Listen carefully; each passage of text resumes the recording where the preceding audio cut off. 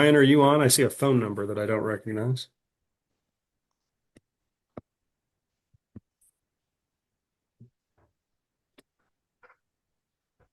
All right, well, we'll go ahead and get started. I will call to order the December 17th, 4 p.m. Charlottesville Albemarle Metropolitan Planning Organization Policy Board meeting. This is an all virtual meeting, and we will need to have the electronic meeting notice read, please. I think, Sarah, you're doing that for us? Yes. This meeting of the Charlottesville Albemarle Metropolitan Planning Organization, MPO Policy Board, is being held pursuant to the Code of Virginia, subsection C of Section 2.2-3708.3, which allows a public body to hold all virtual public meetings. The meeting is being held via electronic video and audio means through Zoom online meetings and is accessible to the public. The method for holding this meeting shall not change unless a new meeting notice is provided. Should the electronic transmission fail, you may reach out to the TJPDC at tjenkins@tjpdc.org. Notice has been provided to the public through notice at the TJPDC offices, to the media, website posting and agenda. The meeting is also held pursuant to the remote electronic participation and all virtual meeting policy is adopted by the policy board on August 27, 2025. The meeting minutes will reflect that the meeting was held by electronic communication means and the type of electronic communication means by which the meeting was held. Very good. Thank you, Sarah. And now we can go to the roll call, please. If everyone could just unmute your mics to be ready for the roll call. Supervisor Galloway? Present. Supervisor Oshring? Here. Supervisor Malik? Here. Supervisor Pinkston? Here. Mr. Nelson? I saw him again. Miss Stacy Laundrie? On just a second, Sarah. Sean, if you were speaking, we could not hear you, just FYI. Yeah. All right, go ahead, Sarah. Thank you. Yeah. Yeah. There it is. Thank you. Yeah, I'm here. Sorry about that. Great. Miss Laundrie? I'm just admitting her right now. Yep, she's in. And that's it. All right, very good. It must have been a long month. Do we do the roll call for everyone or just the policy, but the voting members? Thank you. That's right. Thank you. Miss Jacobs? Mr. Minor? Mr. Koenig? Mr. Hubert? Present. Mr. Hudson? Miss Monteith? Here. Mr. Murphy? Representing Jason here. Miss Medley? Mr. Williams? Great. Thank you, Sarah. All right, move to the next item on the agenda, matters from the public. Matters are welcome to provide comments on any transportation-related topic, including the items listed on this agenda. Do we have anyone who is online who wishes to give public comment today? Please say so. All right, hearing none and seeing no hands raised, we will close matters from the public. On our consent agenda, the first item, 3A, is the review and acceptance of the agenda. Are there any changes to the agenda, any adjustments? All right, if someone would please make a motion to approve and accept the agenda. Move for adoption of the agenda. Second. Thank you. All right, the motion was made by Mr. Pinkston, seconded by Ms. Oshrin. If everyone who votes, please unmute your mic. All in favor, please say aye. Aye. Thank you. The two other items on the consent agenda, we have the approval of the draft October 22nd, 2025 meeting minutes. Are there any changes or edits that need to be made to those minutes? If no changes, I move adoption of the October 22nd, 2025 minutes. Second. All right, motion was made by Ms. Malik, seconded by Mr. Pinkston. All in favor, please say aye. Aye. Aye. Minutes have been approved. And then item C, one of more of exciting things, even though it's a dissolution, but we've got did I say that right? That didn't sound right. The Regional Transit Partnership is being dissolved to make way for for CARTA, which is the Charlottesville Albemarle Regional Transit Authority. Did I get those letters right? So that all happened, but we do have to take official action as the MPO board. So if there is a motion to approve that dissolution. So moved. Second. All right, the motion was made by Ms. Malik, seconded by Ms. Oshrin. All in favor, please say aye. Aye. Aye. Very good. All of those are approved. So that will take us to item number 4 under which is new business. And the first topic is statewide transportation funding. I believe Stacy is leading the way on this presentation. At the outset, I want to thank Sean, Stacy, Sandy, all for being responsive to this request and the preparation that was needed to make this request today. I do know we'll have some extra ears on listening, and we'll probably be going back and playing the recording again. So thank you very much. And with that, I will hand it over to you, Stacy, and we'll get underway. All right. Can everyone hear me okay? I am going to share my screen.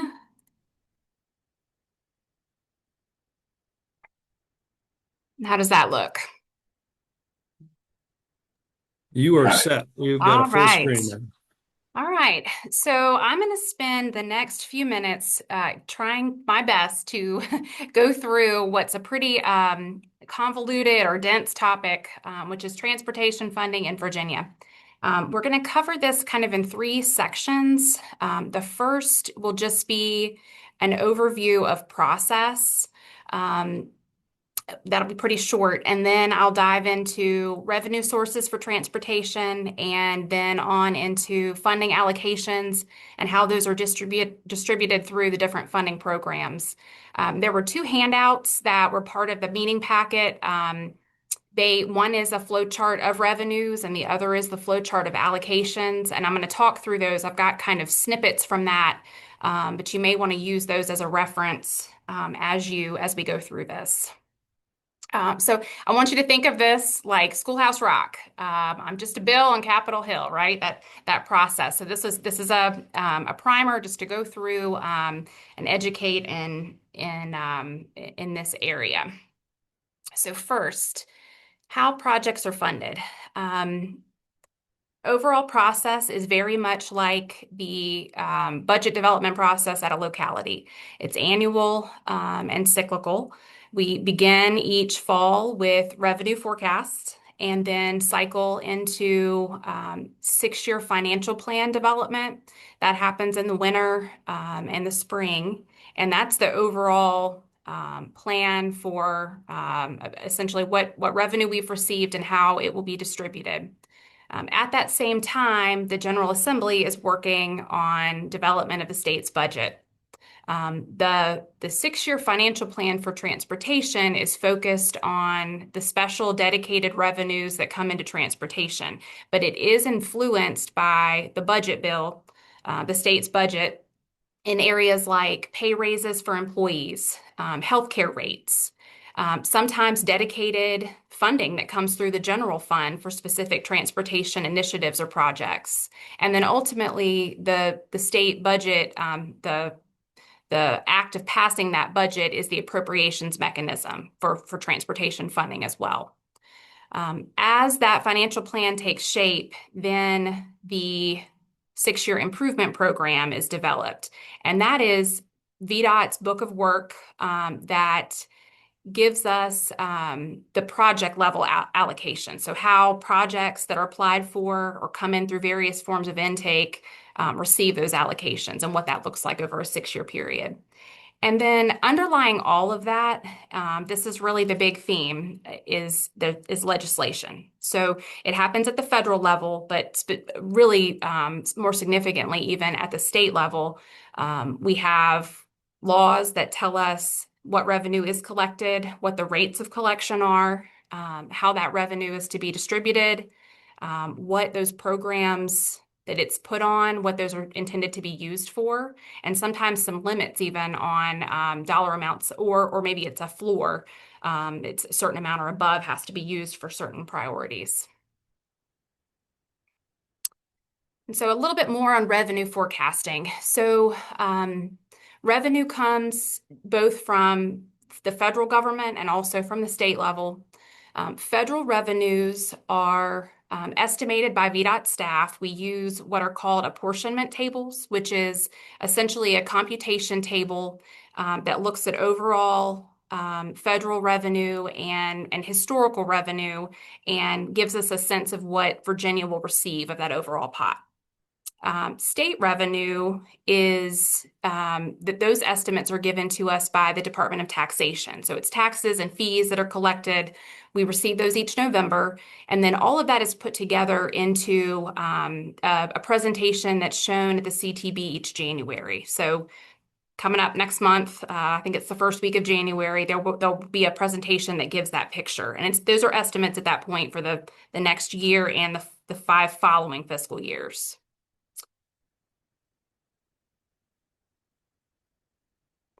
And from that, then a 6-year financial plan can be developed. The SYFP is not just VDOT's highway funding. It also includes the funding at the state level for the other modes: transit, rail, ports, aviation, space authority, DMV is included. And that it's an overall financial plan that comes to the CTB. It's developed by staff, comes to the CTB first in April. Then the final draft presented in June and approved, and then it takes effect July 1st with the fiscal year. The funding philosophy for the state's 6-year financial plan is maintenance first. It's called primacy of maintenance. It's dictated in state code that that's what we do first. So we maintain our existing infrastructure and dedicate funds there. Then from there, we identify any funding needed to operate our programs, any needs we have, and then the remaining funding is available for construction. And construction projects are what you would find in the 6-year improvement program. So these are smart scale projects. They are certain types of bridge projects, some pavement that's funded through construction funding. It's also revenue sharing and transportation alternatives and a number of other types of projects, most of which are now grant-based, application-based grants. Some, though, come through different programs that are handled by VDOT, things like the Interstate Operations Program, and I'll get more into all of that. Same as the 6-year financial plan comes to the CTB in April as a draft. We do public hearings on those. A final version is approved in June, takes effect July 1st. And it really is, it's VDOT's book of work. So it includes any new projects and then also our existing projects and how those funds are programmed over 6 years. Every year it's updated. So anytime we have a cost increase or a project canceled, it comes in or out of that program and is reflected there. So any questions on that first? I'll pause there. Any questions on process?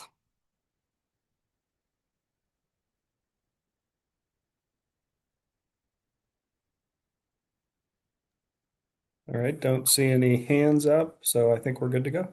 All right, great. All right, so on to revenues.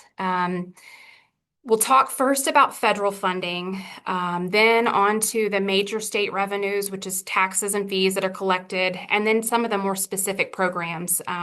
We have a small number of toll facilities around the state, also bond programs, and then some regional revenues that pass through the state onto the regional level. So this pie chart, this is really just to give you a sense of scale. The blue, the 54.4% in the Commonwealth Transportation Fund, those are state revenues that are collected through things like the fuels tax. So that's the majority of the budget. The yellow or gold piece of the pie there is the federal funding, about 17%. And then the other significant piece is those pass-through revenues, 11.9% that go to mostly to regional transportation authorities. And again, I'll get into that. The gray, that's the next largest piece at 9.2%, is a number of smaller items, things like toll collections, and also where there's local project participation, where a locality chips in money toward a project.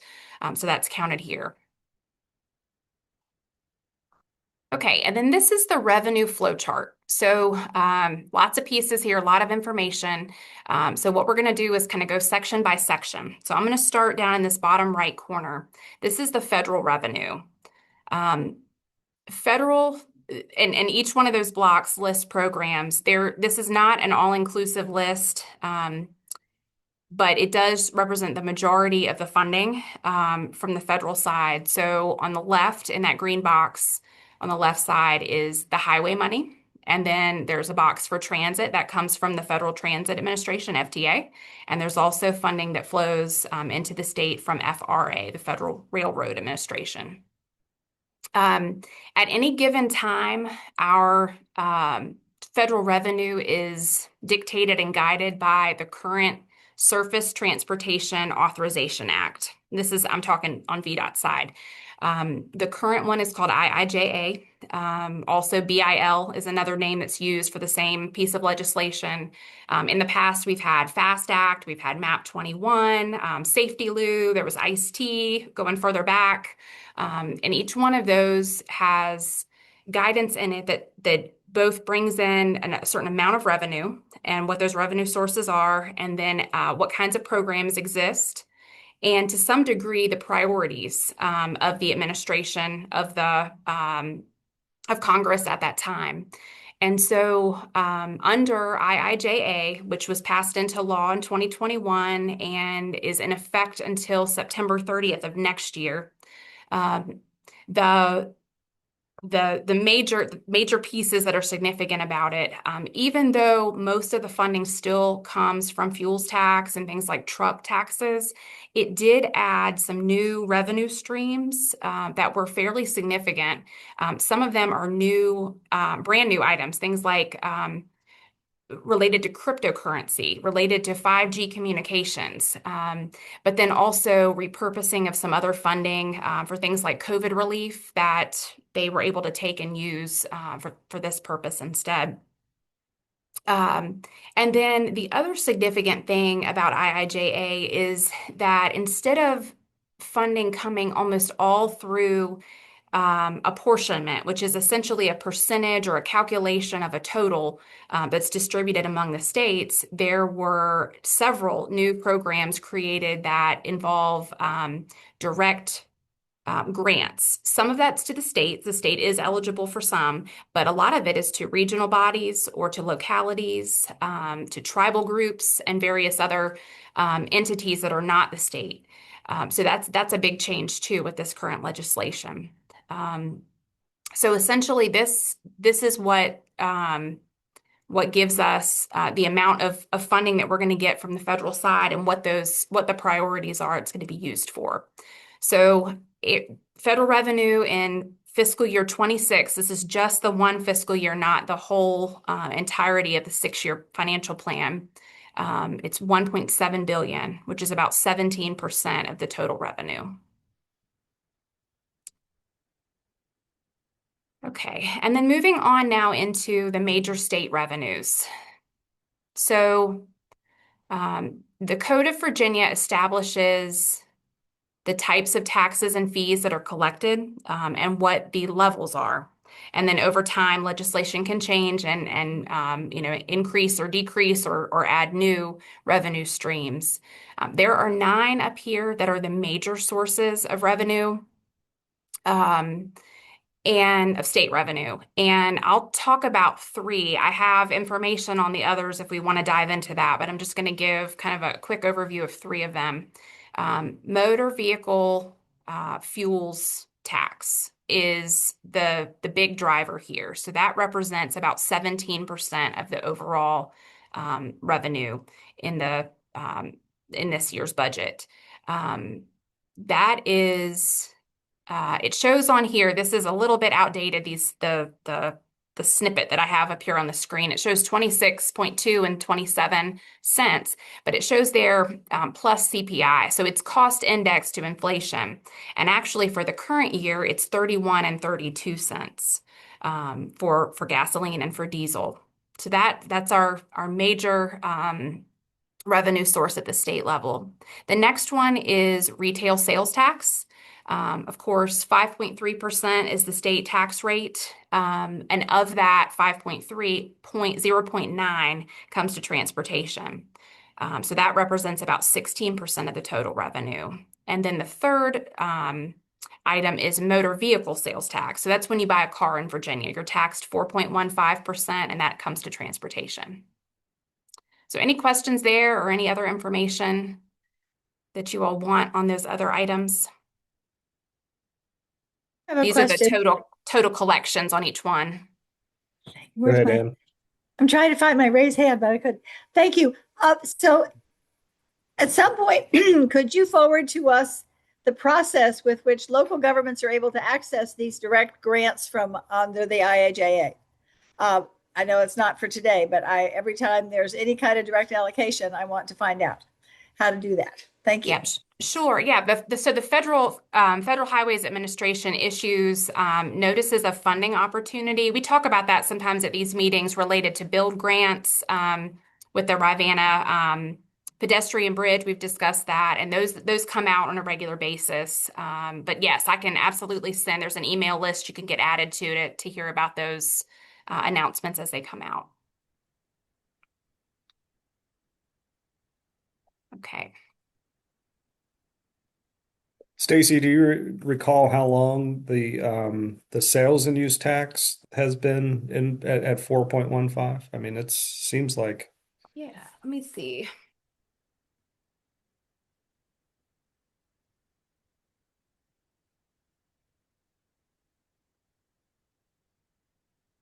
I know that it's been that way at least as long as I've been in this position, which is about 8 years. Yeah. Yep. Yep. I can look that one up. I'm not sure when that one was enacted. Thank you. Sure.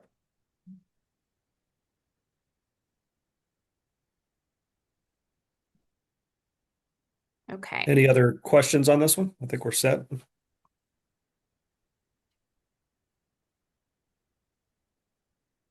All right, so I'm going to move on into tolls. We'll touch on these items pretty quickly. VDOT currently directly collects tolls on 3 facilities. There are other tolls in Virginia. They just are not collected by VDOT ourselves. The first 2 there are express lanes. Those tolls are collected through Easy Pass only. You drive through a gantry that uses like a camera detection system and uses that Easy Pass to collect those tolls. Powhite Parkway is more of the traditional what you think of toll booths. There are the Easy Pass lanes, but there are individuals that collect tolls there. Powhite is in the final stages of repaying its debt, so tolls are expected to cease next December.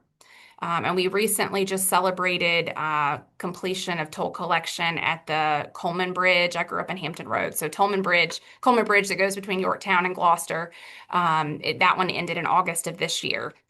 Tolls are used to pay back debt on those facilities. They're also used for maintenance and operations costs.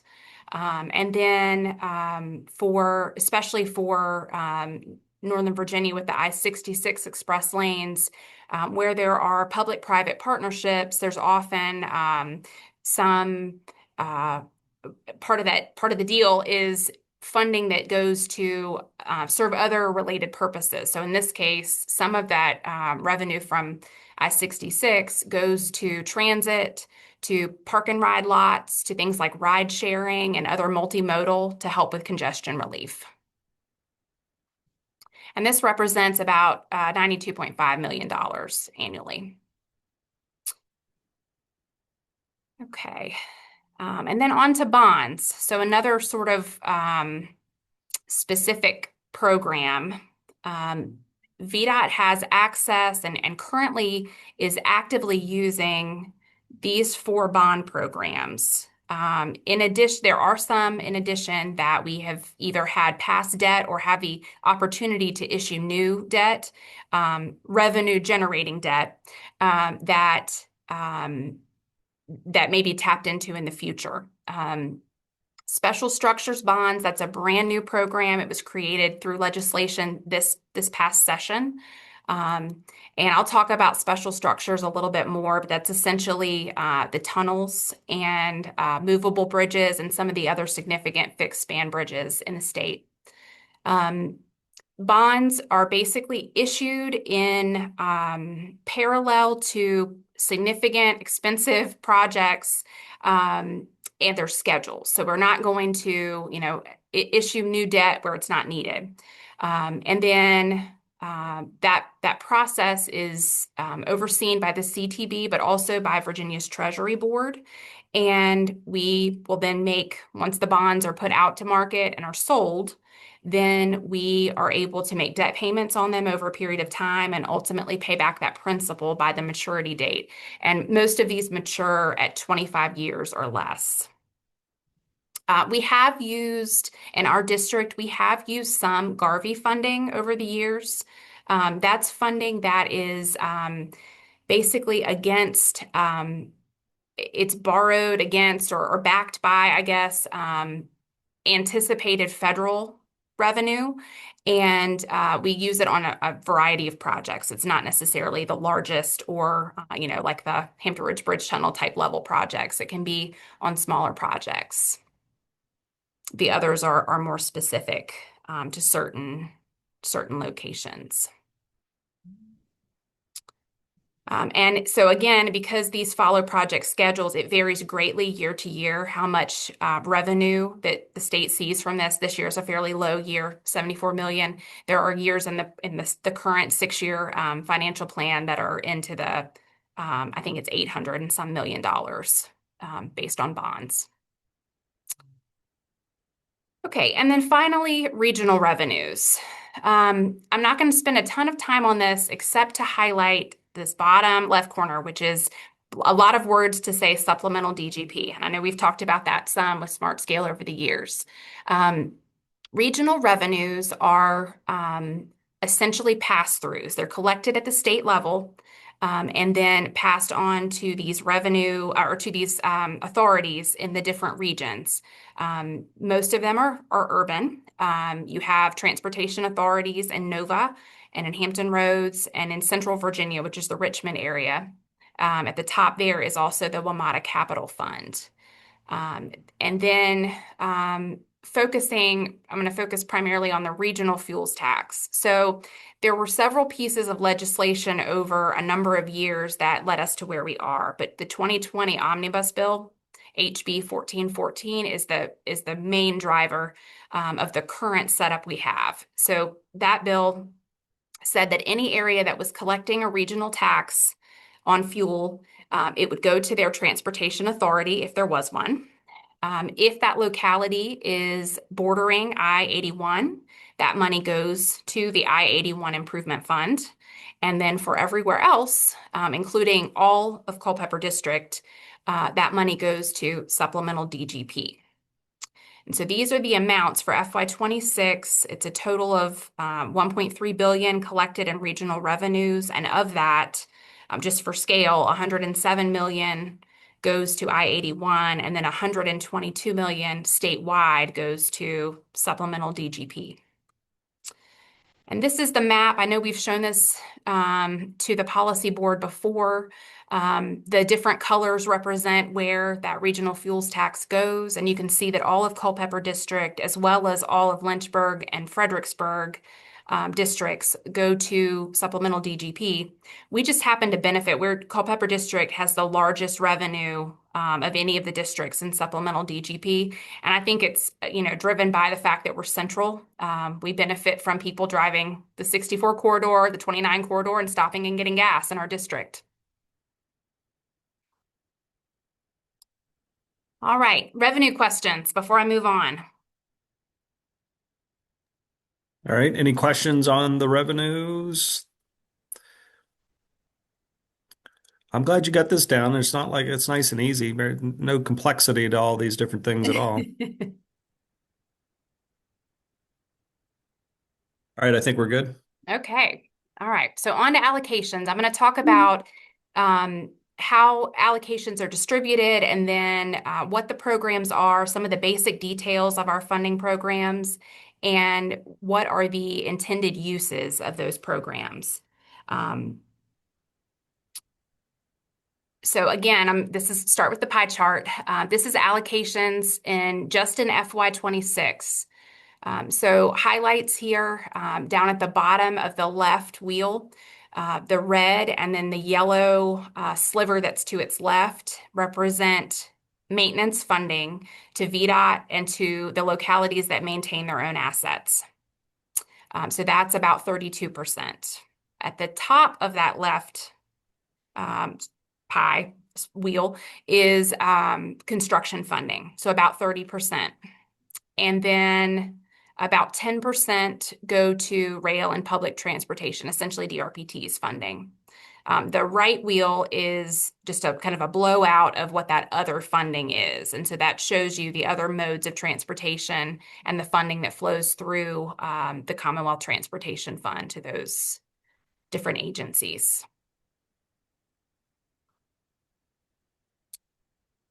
Okay, and I'm gonna start us off back on this revenue flow chart. So we're gonna talk here about the center portion with the Commonwealth Transportation Fund.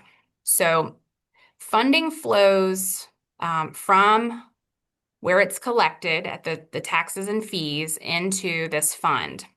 And off the top of that fund come a couple of different, pretty large dollar amounts for specific purposes. Those are the two light blue boxes. So the first is the Special Structures Fund. And special structures, I'm going to read this description. This is what the code says about special structures. They are very large, indispensable, and unique bridges and tunnels.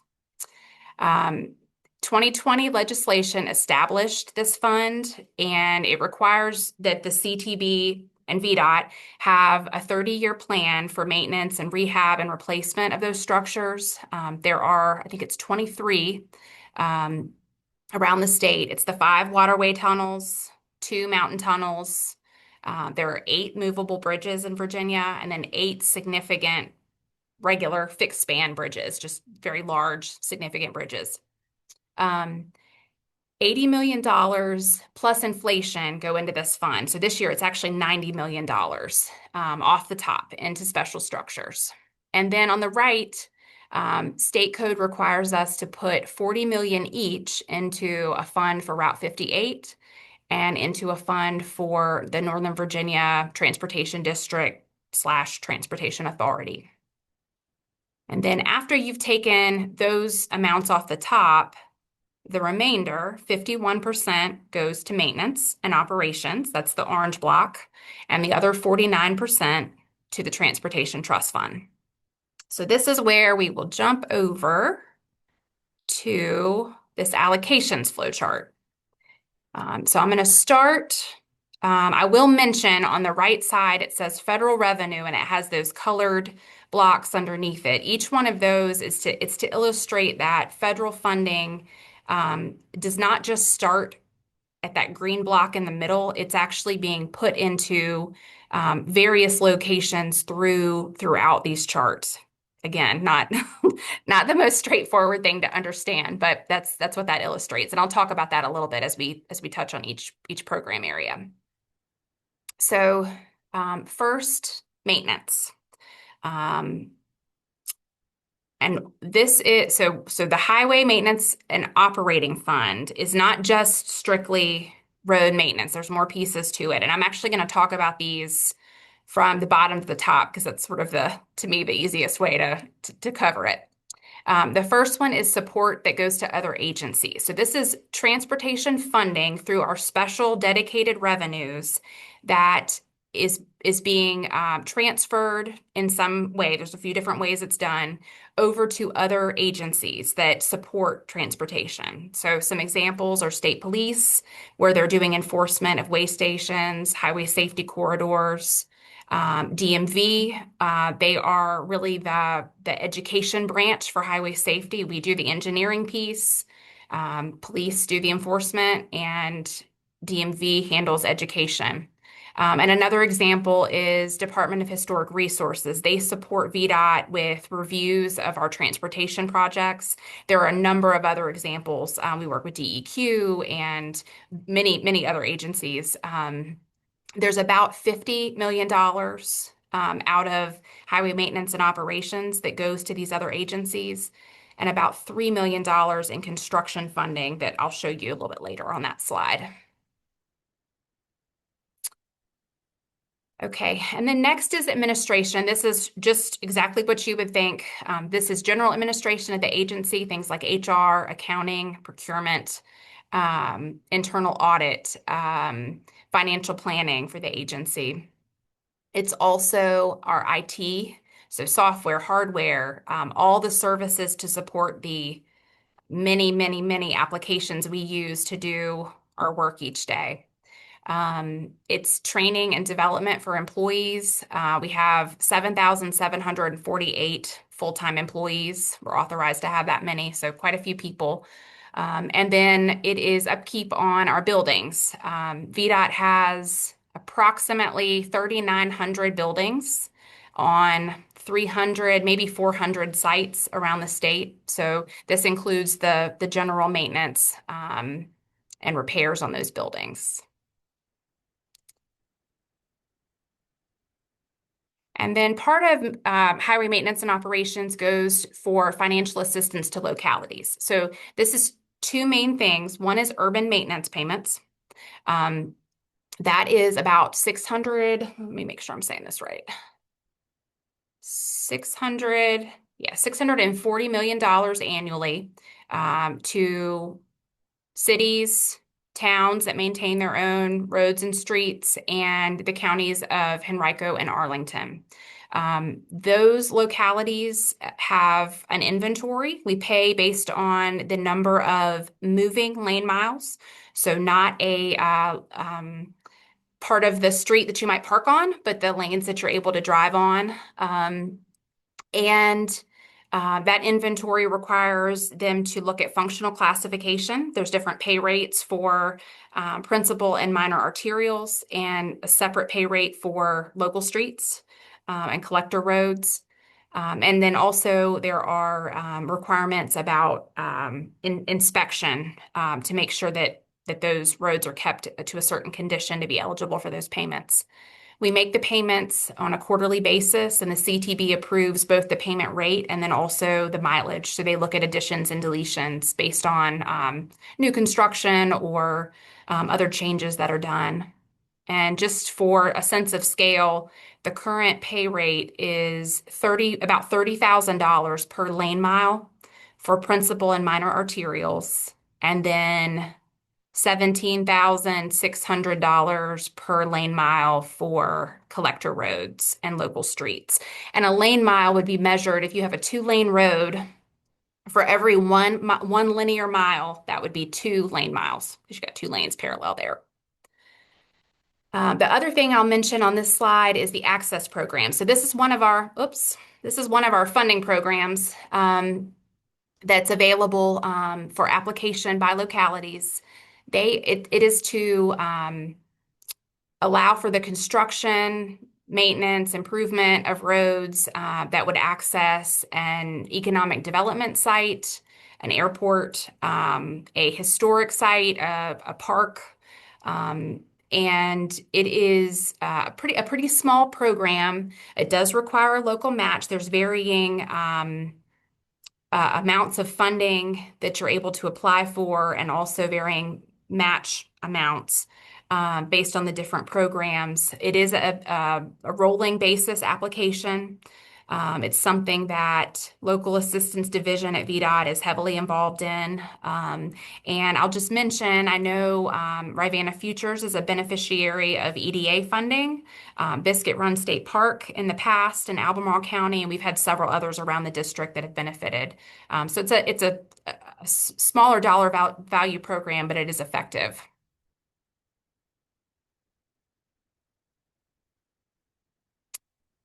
All right, and then most significantly within highway maintenance and operations is the actual VDOT maintenance and operations budget. It is a significant amount of money. The budget is developed with an asset management approach. Essentially, we have an inventory of assets. We have a sense of the unit cost to maintain those. And we have certain performance targets, like, for example, how much pavement, what percentage of pavement needs to be in good condition. And we work to meet those targets to the best of our ability. The statewide allocation is distributed out to the districts, who then in turn distribute that down to our residencies and to some of our specialized work units that do pavement, that do bridge work, that do roadside, like tree trimming, and other groups. And then those groups create spend plans. So they work on that spend plan, accounting first for their fixed cost, which is to pay our people, to pay for the materials they'll use, the equipment they use, things like utilities on their buildings. And then they'll use anything that's left over to do proactive and planned initiatives. And then, of course, that last bullet is an obvious one. We have to make adjustments when we have significant weather events. We do sometimes have the ability to be reimbursed by the federal government, but it doesn't always happen, or it may not happen, to entirety of what we've spent. So those, we hold some back in reserve and adjust as needed. This slide has a sense of scale. So the left block for maintenance, that's your standard, what you think of as VDOT's maintenance activities. And then on the right is operations. So locally, we have traffic signals to maintain, ITS devices. We use a traffic operations center based in Stanton District that serves our district as well. And guardrail. But there's also a lot of other pieces to that, things like the ferries, tunnels, and other special operations around the state. So Sean, is there anything you want to add to this? This is your wheelhouse more than mine. No, I think you covered it well, Stacey. I think the big thing is that when we do have events, we have to balance our budget and try to be within budget. So as things arise, we're always adjusting that spend plan and changing our plan of work to try to be within budget. That's the big thing here.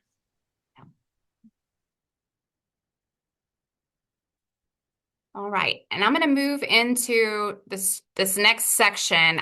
We'll be doubling back to maintenance, and I'll explain that when we get there. It's that little diamond there at the bottom. This portion of allocations is called the Transportation Trust Fund. And this is a formula. So it's got percentages there beside each one of these different blocks. So the yellow blocks, most of them are other modes of transportation, and it shows you percentages and how that's distributed. Again, set out in code. Once you get past the other modes, which include transit, rail, ports, airport, space flight, and then a portion to DMV, then you have the Priority Transportation Fund. This is a fund that was established in the year 2000, again, by legislation. And it helps to facilitate financing of projects, advancement of projects that the best way to explain this is this was at the time that we had the 40-30-30 formula, which divided funding over the different road systems. And it sometimes took, if there were significant expensive projects, it took a long time to be able to build up to be able to afford those. And this was a way to inject funding where it was needed and where, perhaps the administration determined we need to go ahead and move forward with this project. Here's an opportunity. So a portion, 10.5% goes to PTF. Then the remaining 53% goes to construction, but there's a big caveat, which is that diamond at the bottom. It's called crossover. Starting in the year 2002, even though the Highway Maintenance and Operating Fund was intended to fully cover maintenance, cover itself, there began to be this problem, which is that maintenance was too expensive for the money that was available. This goes back to the chart where it shows that 51% of the overall funding went to maintenance, and it's just not enough. So since 2002, there has been this crossover step in the budget. So it's essentially where money that is supposed to be moved into construction has to be used by code to cover the debt. We can't go into debt on maintenance, so we have to cover it. We have to fulfill that requirement. So this year, that looks like $533 million. In addition, since 2006, we've also dedicated some of our federal funding to maintenance. And it's also a significant number. It is, I think it's 284 million. Let me see. I wrote that down somewhere in a sticky note. I'll find it in a minute. Over $200 million from federal funding, in addition to what's in the Highway Maintenance and Operating Fund and what's available through crossover. So that money goes back to maintenance to fulfill the full $800+ million deficit. And I'm going to mention two sub-funds of the Transportation Trust Fund. These are basically funded through interest and dividends earned on the money that's in the Transportation Trust Fund. I'm going to mention the first one, TPOF, Transportation Partnership Opportunity Fund, because Albemarle has a proposed project, Rivanna Futures. It's a $20 million proposed allocation that the county is looking to benefit from. This is a fund that's intended for attracting and growing business in Virginia. So it's at the discretion of the governor, and he or she is able to make grants or also offer different financing tools to a locality to develop a site and to attract business. There's also another program called the Virginia Transportation Infrastructure Bank. This is a bank essentially that makes loans and other sorts of financial assistance to localities to finance projects. These are usually pretty large projects, pretty significant. Some examples recently are the Potomac Yard Metro Rail Station, I-395 and I-495 express lanes extensions, and the Thimble Shoals Parallel Tunnel on the Chesapeake Bay Bridge Tunnel. So pretty high value projects. Okay, and then this middle piece here, this is funding that is going to be coming off the top before the final step in the formula, which is those peach boxes or orange boxes. That's the funding formula there to the right that starts with state of good repair. These middle sections, this funding comes off before we go through that formula distribution. So first, the state funding. What comes off the top is $3 million to support other agencies. I mentioned that one before. Payment of some of our debt service. This is non-toll debts. So Garvey projects, Garvey bond projects. There's also an older bond program called CPR, Capital Project Revenues. Some of that is debt service paid here. Some of this goes to rail programs. Best example of this is at-grade rail crossings and making sure those are improved to the current safety standards. Overhead funding for 3 programs, environmental, which is the staff at VDOT that make sure that we are protecting our biological and cultural and historical resources, some planning funding, and also funding for land use staff at the residencies that help with new developments, new subdivisions, and other land development. The Virginia Transportation Research Council, which is located at UVA, and then construction, inspection, and other services that are done to manage construction projects. About $40 million a year goes toward capital outlay at VDOT, which is our buildings and our lots. It can be used for land acquisition, new locations, renovations, replacing a roof or an HVAC system, that sort of thing. We apply for that with internal to be able to get that funding. And then the revenue sharing program. So that one, I think most people are familiar with. That is a grant-based program for localities.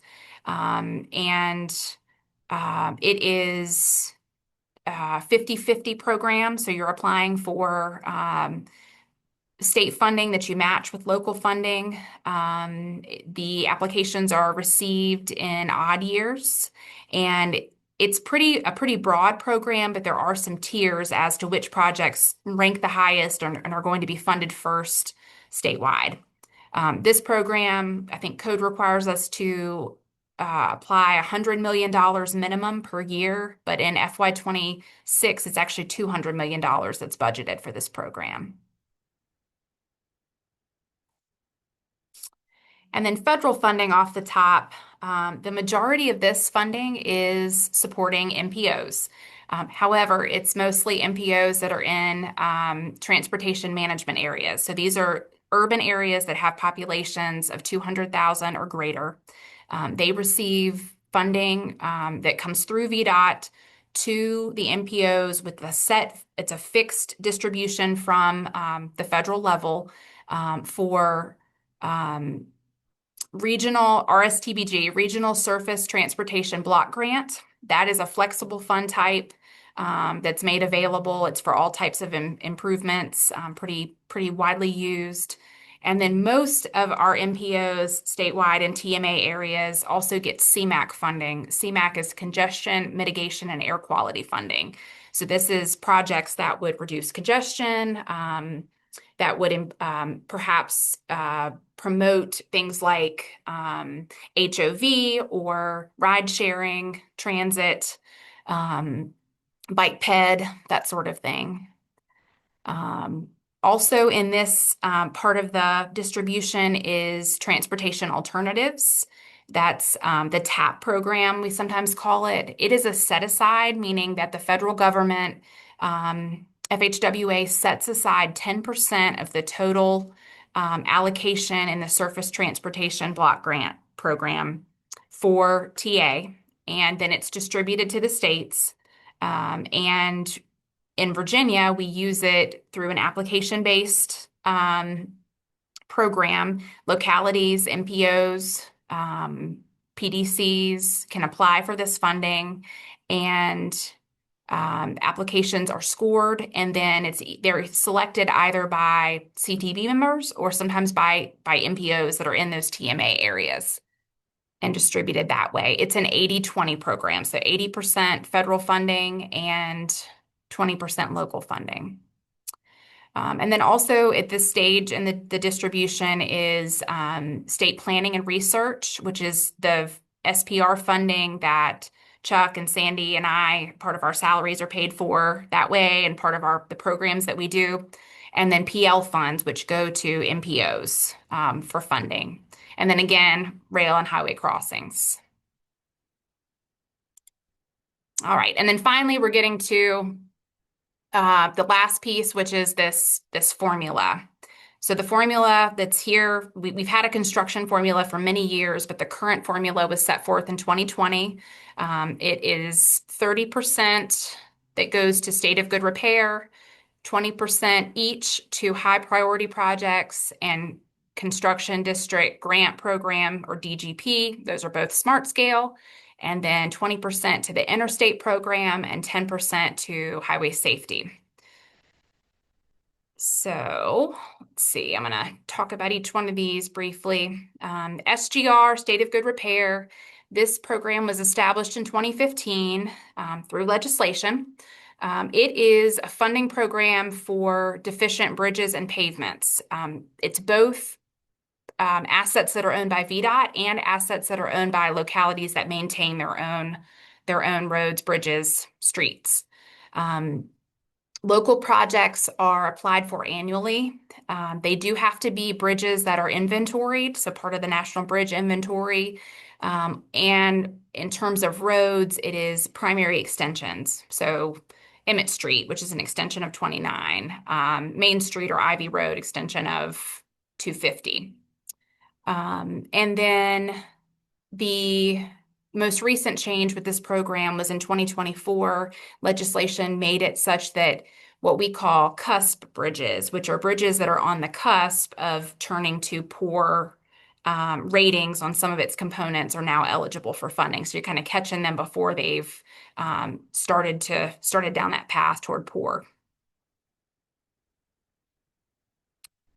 Okay, and then next is the two smart scale programs. High priority and district grant, and then the supplemental DGP on top of that are what is made available for smart scale purposes. Smart scale was established in 2014 by HB2 legislation. Of course, projects are scored and selected based on a data-driven process that has changed over the years. It's the same, essentially the same metrics, but measured in different ways and weighted in different ways. Those applications are accepted in even years, and applicants include localities and regional bodies like MPOs and PDCs.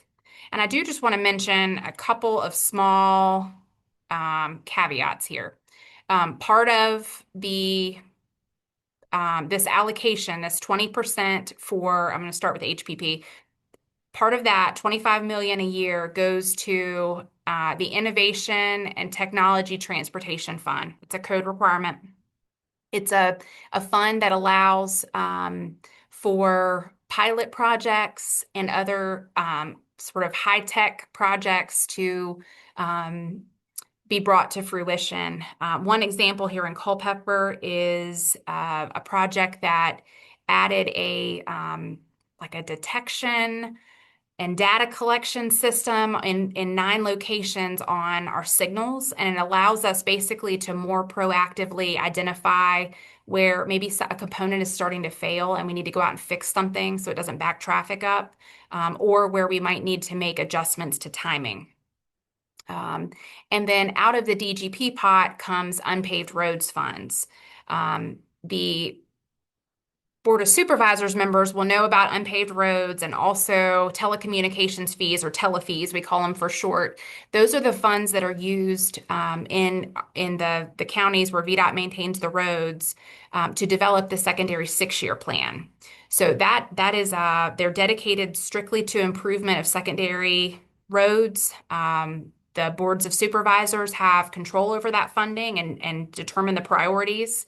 It's not a large amount of funding, although I will note, as I was doing some research, Albemarle receives the 7th highest amount of unpaved roads funds in the state, $964,000 a year out of a total 25 million, and the 4th highest in telefee, 243,000.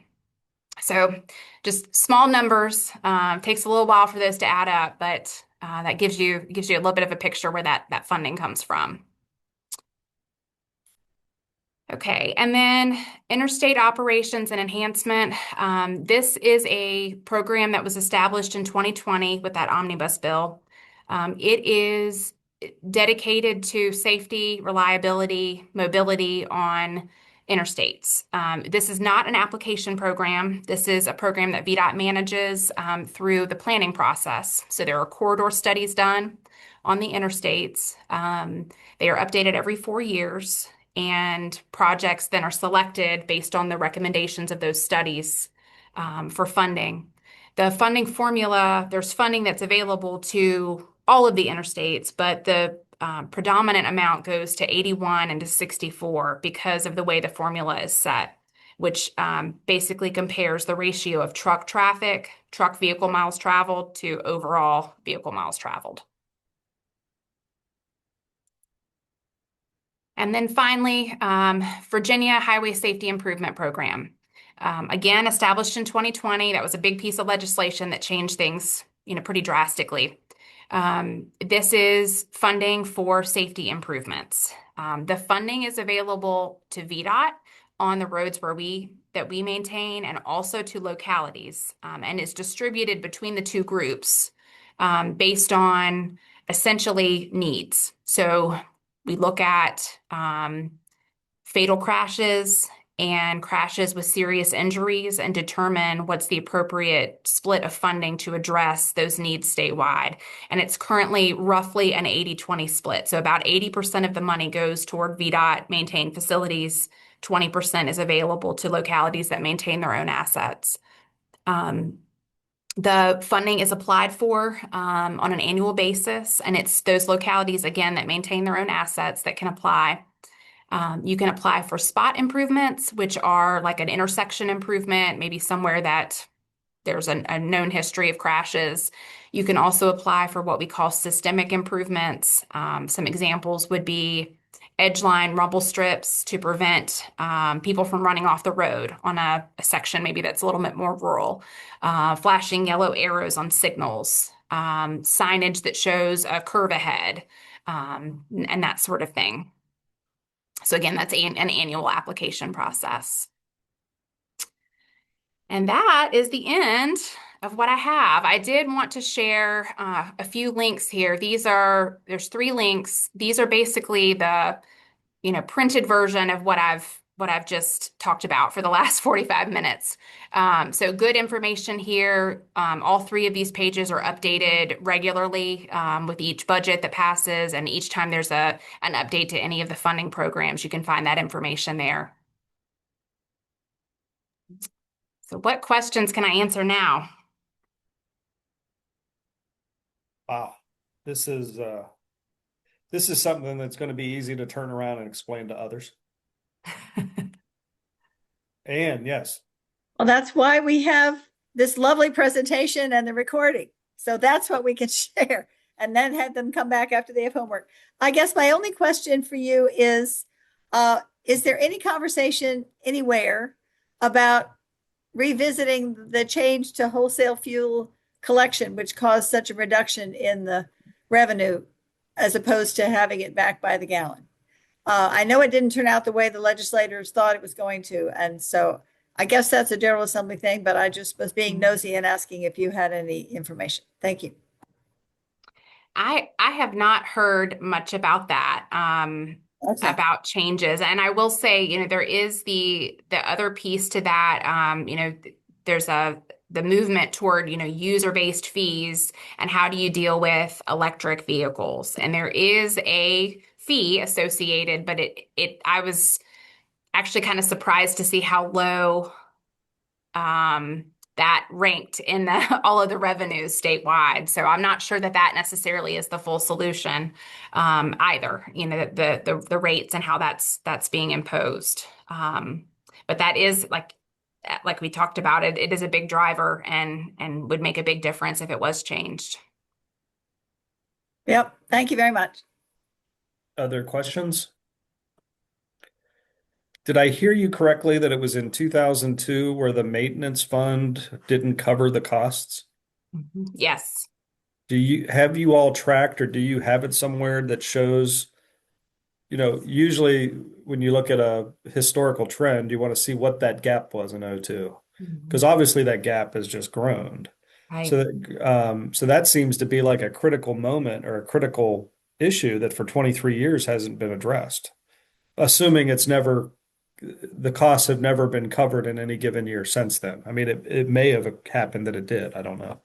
There was the 1 year was COVID related that we were we did not need to. So nobody was drowning. Right. Yeah, and I guess one thing too, Ned, to add to that the system grows, right? So as land development happens, the department is taking in secondary roads every year. I know in this district since about 2019, we've taken in over 100 miles of road in our district alone. So as we have capital improvement projects through smart scale and other means, as land development happens, the maintenance needs continue to grow. Right. And the revenue is not going in there to cover. Even if they don't grow, your costs have grown. You add in the fact that you're adding in those miles, the maintenance of those. And that's the point, about how that gets funded. Like I can see all the slicing and dicing, all the percents and what goes to what bucket is being dictated by code. But at the end of the day, like I think it was Mitch put in there that 4.15, the sales thing was in 2016. And if memory serves, they phased that in. I think it was 4 and then they moved it to 405. And then after another year or two, they moved it to 410 and then they moved it to the 415 that it's there now. But that's been 8 years since that's been in place. It's like, at what point do they accept that the gaps to just cover even maintenance costs, there needs to be something done to up the ante? I don't think charging fees on electrical vehicle, like everybody talks about that, but like to your point, I don't know that that's necessarily I mean, registration fees are already higher for high fuel economy cars. Right. So they got to be picking up something in that from electric cars, and it doesn't seem to be doing the trick. Well, there's also just cars are heavier and keep getting heavier, both in terms of like the electric car batteries business, but also, trucks are just inflating in size and that does more wear and tear also, which increases maintenance. So like other countries have imposed, weight restriction fees or where it's not fuel based, but weight based. Yeah, when some of the big trucks, we see that in the neighborhoods where big trucks, for temporary construction or something can really tear up local roads to that point. And I'm sorry, you got your hand up. Thank you very much. One thing I forgot, this Transportation Infrastructure Bank that you mentioned, BTIB, would that be a source to fill in a gap? Like if there was a funding gap from a revenue sharing on a project or something, is that something that can be blended together with other funding pot, or is it a standalone? No, I think category? I think it can be blended. That's one program that I have no experience with. We have not used that at all in this district, to my knowledge. Oh, So, but I can send information about that. Thank you. Are there other questions from anyone? I'm not seeing all the hands, so if you have a hand up, doing a quick scroll here, I don't see anybody. Chair Galloway, I have a question, if I may. Yes, please. I wanted to ask the difference between the TPOF, the Transportation Partnership Opportunity Fund, and the Access Program for like things like EDA, like what Rivanna Futures is using. Are both of those at the discretion of the governor? And how are they similar or different? EDA is an application process. So it comes to VDOT staff, and let me see if I can reference my cheat sheet. It comes to VDOT staff. The dollar amounts are quite a bit lower. So let's see, for design only. So to design an access road into a site, there are two categories, major and non-major, which I think it's the Virginia Economic Development Partnership that like defines that. The max grant there is $500,000, and then the match is $150,000. I'm sorry, $150,000 that's matched. So you have to match that dollar for dollar, and then $500,000 on top. Construction is up to $1 million matched and then $1 million unmatched. So it's pretty small dollar amounts. TPOF grants tend to be larger, and those are at the discretion of the governor. But again, I do believe that the connection there with Virginia Economic Development Partnership is the key. These are sites that are identified by the state as beneficial to bring that business in or to expand business in some way. So it's much larger amounts. Great, thank you. Any other questions? And Stacy, you said you do have that kind of gap info from that maintenance fund from '02? I don't know if I that's in the definitely have it for materials. recent years, and I know VDOT has it, so I can provide that too. That'd be very interesting to see. All right, so I'm very grateful for this. This is a lot and it's very complex. So pulling it all together to explain in the time you were given is pretty phenomenal. So thank you for that. My pleasure. But there are things here that I just didn't even know or understand. So it's important to know it and understand it, in my opinion. So I'm appreciative of receiving it today. There may be follow-up questions as I digest this, because this was a lot, frankly. But the flow charts are really helpful. It's a lot, but I will say these links they provide great information. So it's a good resource that you can save and share with others. So if there are no other questions on I'm looking at the time here. If there's no other questions on the presentation, before we move away from this item, I feel like the better you understand something, the better you know how it works, the better it is to be able to try to work within that system. You got to understand the system you're working in order to do well in the system, especially if there's strategies and such that we've talked about with Smart Scale. So how do we, the funding issues we have to target the General Assembly on, but working with VDOT, what do we do? How do we use the better information or our better understanding to help us accomplish more with the limited funds that are available?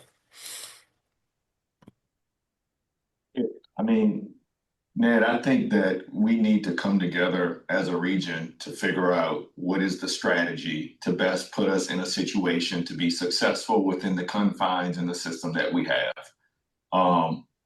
That comes in the form of understanding what are the local priorities, the regional priorities that then roll up to the state priorities to position us to go after different types of funding sources, because it may not all be Smart Scale. Maybe there's a discussion about revenue sharing. Maybe there's a discussion about these other grants that are out there through the federal government. But I think we need to have a real discussion sitting around a table together to talk about these different priorities. We've been developing this huge menu of projects that we've done through Project Pipeline and other sources. We need to figure out how we want to strategize around those. And I think Sandy's going to talk about a little bit of that in her next presentation, but I truly believe we need to have some type of workshop or work session with the localities to really come down, roll our sleeves up, and let's talk about what is the vision for the region as a whole. That's great. Hoping Taylor and Christine made note of that. Yes.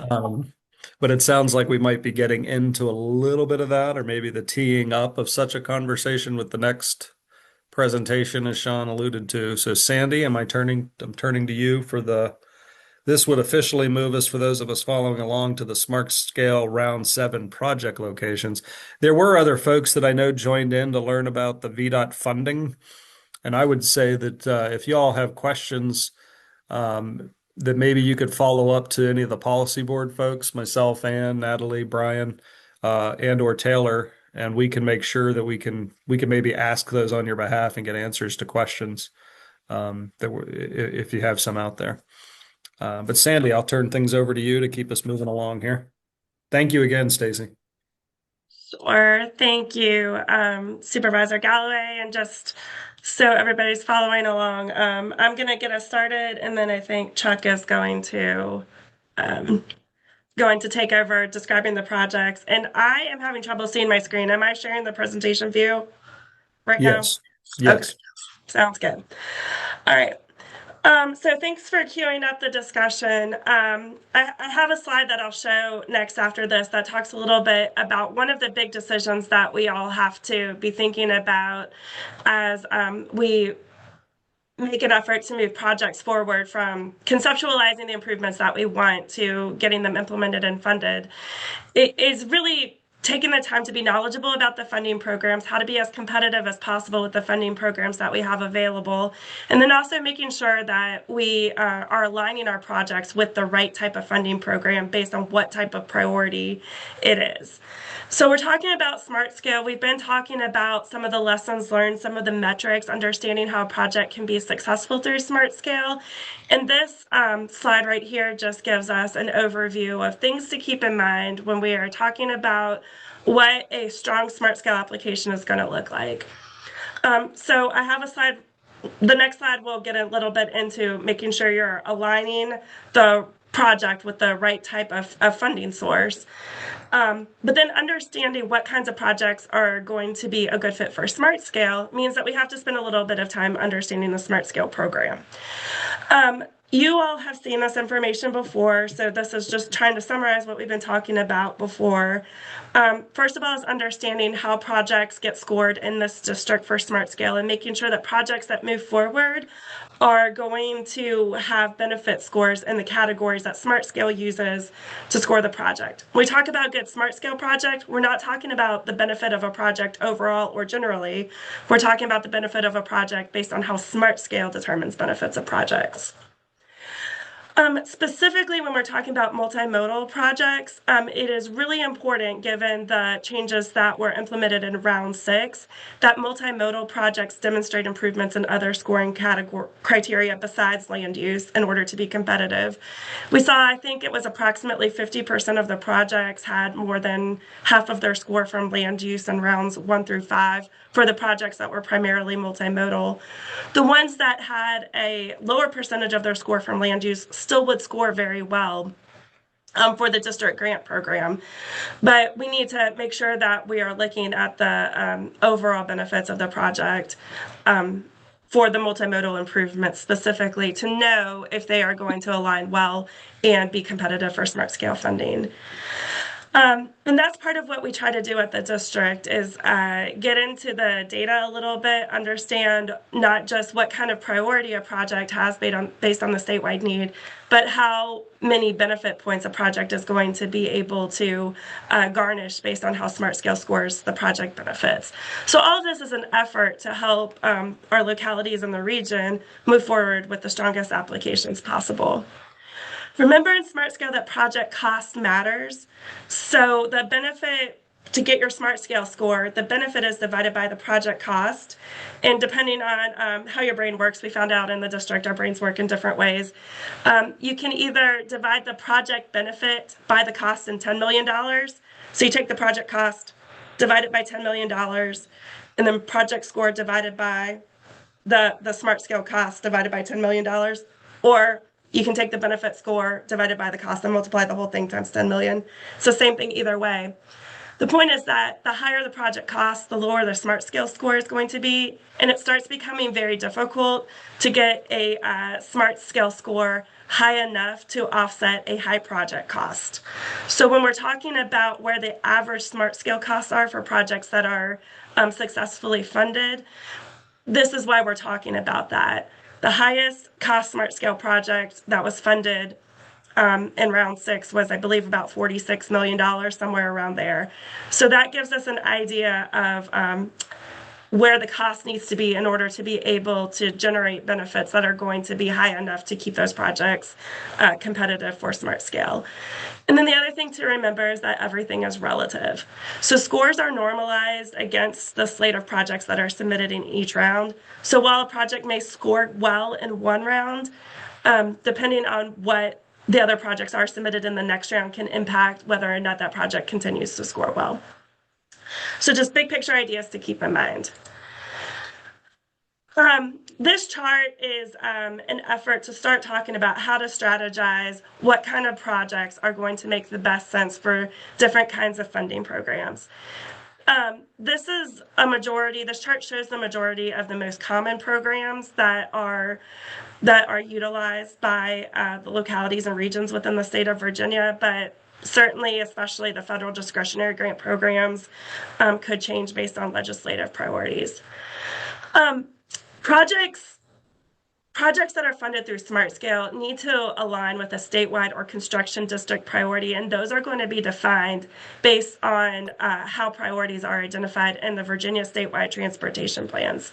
The High Priority Project Program is intended to fund projects that will have a regional benefit regional networks or corridors of statewide significance or interstates. So projects that will have a larger scale impact. And then the construction district does not have the same requirement for location. These projects can be a little bit more local in nature, but the priorities are still identified based on the district grant program.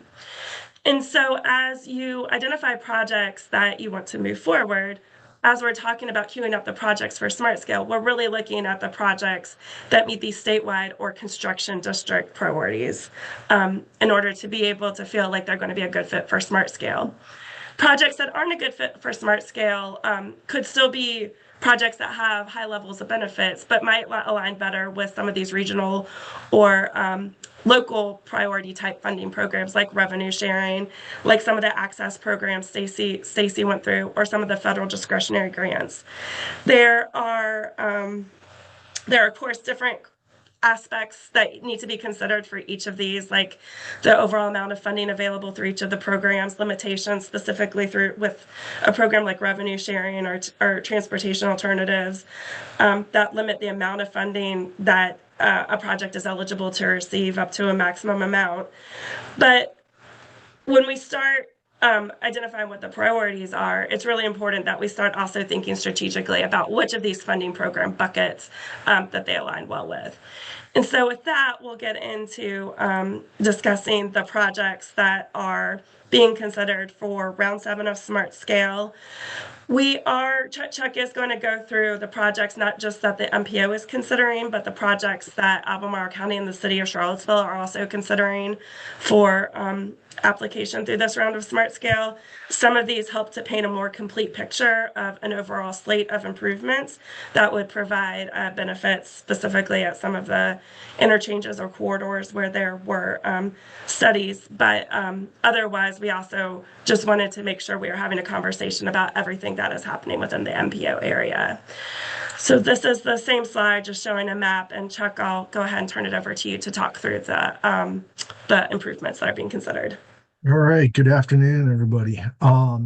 Yeah, we've got a large slate. A lot of these are based on current studies that are going on. We do have some additional studies that are going on that we're not going to be pulling applications from this round. And some of these are resubmissions from previous round.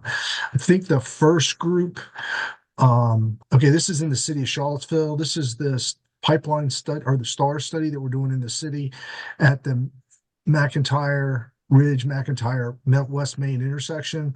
And they're looking at doing one-way pairs here. So you have eastbound one-way, basically one-way streets. So Water Street would become one way in the westbound direction, and South Street would be one way in the eastbound direction, at least between Ridge Street and 2nd Street Southeast. So that's one of the things. And as part of that, they're going to put a cycle track on along West Main Street, which is a two-way bike facility that's going to run along the north side of West Main and then travel across through the intersection and then travel.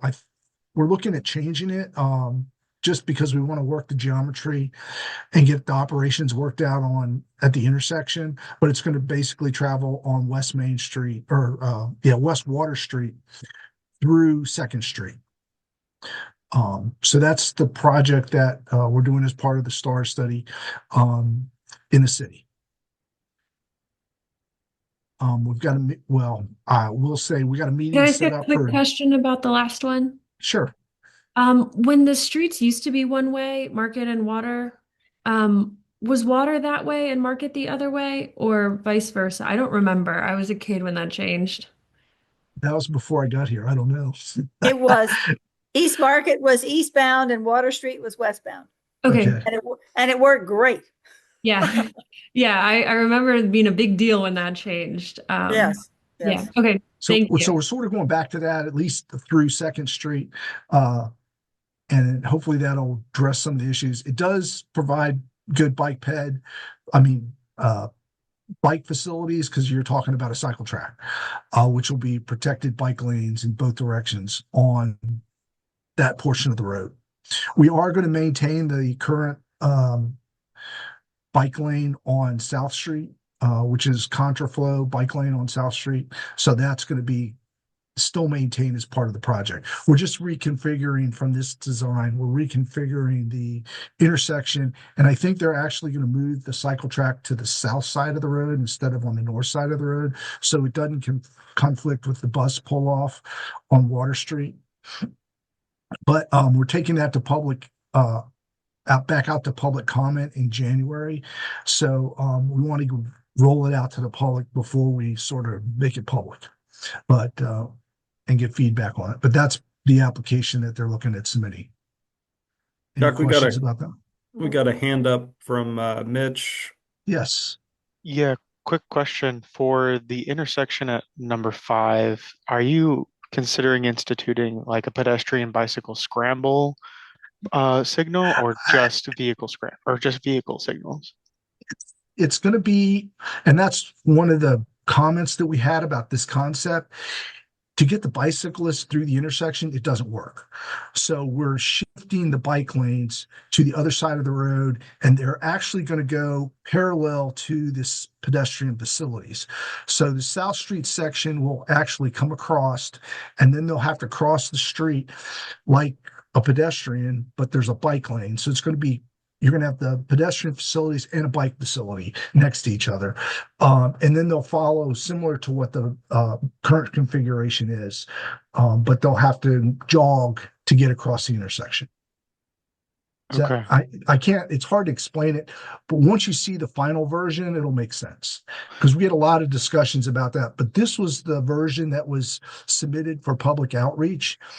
And after we got public comments, we reviewed it and discussed it, and we made some changes to it. And that's the version we're going to be submitting to the public in January. Okay, I guess my only follow-up would be for consideration is, so if someone is trying to get from West Main Street to South Street West, they would have to wait potentially, 3 cycles to cross those pedestrian crossings? Or am I not visioning that right? Basically, you're going to have to cross to the island and then cross Water Street to get to South Street, and then you could go on South Street. So you go from South Street to cross to the island, and then you go across West Ridge to West Main. Okay. So you're going to follow the same route the pedestrians will take. I think at that point, as someone who bikes there, I would just be in the car lane and cross on South and go to South Street instead of going boop to boop to boop. Which is not, it's one way. If you're going from West Main, the problem is to South Street, the left turn, you conflict with the left turn movement. So you can't go straight across the intersection. no, I would get in the car lane as a biker to when the signal turned for cars to go. But it's a contraflow vehicle lane. So the vehicles are going eastbound and the bike lane is going westbound on South Street. Wait, Ann, you're muted. Thank you. I Yes. thought you just said Water Street was westbound, which means there'd be no problem here. Water Street is westbound, and you could Okay. go straight across if you're on Water Street. If you're on South Street, you can't go straight across. Well, you would just be in the car lane instead of the bike lane. Yeah. The car lane is contraflow. The car lane Like goes eastbound? eastbound. If you're going eastbound. If you're going eastbound, you can go from, you're conflicting with the left-hand turn or the through movement. So you have to go straight across the intersection to Water Street and then turn south take the crosswalk over to South Street. You can't go straight across. And I'm saying if I was coming from West Main going eastbound and wanted to get onto South Street and I'm riding my bike, I would just get my bike into the car lane and move You with can share the road. Yes. Go straight on. Yeah. You can go share the road, but from the cycle track, you can't do that. Correct. And it's not, a lot of people aren't going to like doing that and then be frustrated with the From an operational standpoint, we didn't want to we couldn't cycle it that way without giving them their own phase. in the signal. So it would have significantly impacted operations at the intersection. So that scramble was too much of a delay We couldn't do it. for the cars. Well, the problem is you got to meet a benefit, because if you're going to submit this as a smart scale application, it's got to have a benefit. And if you're degrading the operations, that's one of your major factor areas for scoring points. And you would get a negative score in your operations benefit. Is that something that is not included in that like we can submit the application for smart scale for this, and then internally the city can change the signal timing at any point it wants later to allow for a scramble? Correct. You could do that. I wouldn't recommend it because it will be really bad. And right now it's not very good. You mean it would be bad in terms of cars would have to wait longer? Yeah. It would the operations would be really, really bad. We've done the analysis, and it's part of the report, and you'll be able to see what that information is. So, Okay. but we went to this because to get it funded, you got to have a positive score. Otherwise, you're not going to get enough benefit score to fund the project. Because the cycle track alone doesn't give you enough benefit score if you don't get scores from other areas, factor areas in the scoring mechanism. You got to get accessibility, you've got to get points in safety, you've got to get points in congestion mitigation to actually have enough benefit to get the multiplier, have the multiplier be in effect for land use, because that's where you're going to get most of your points, is land use. Sure. All right, sorry.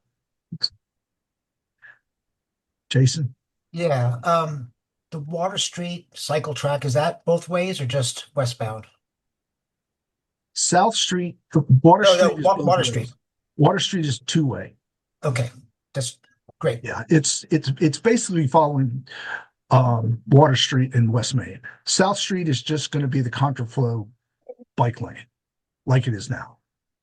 We were going to take that away, but then the city folks wanted to keep it on there, so it was no big deal to keep it on there. It's just how it operates at the intersection was the critical issue.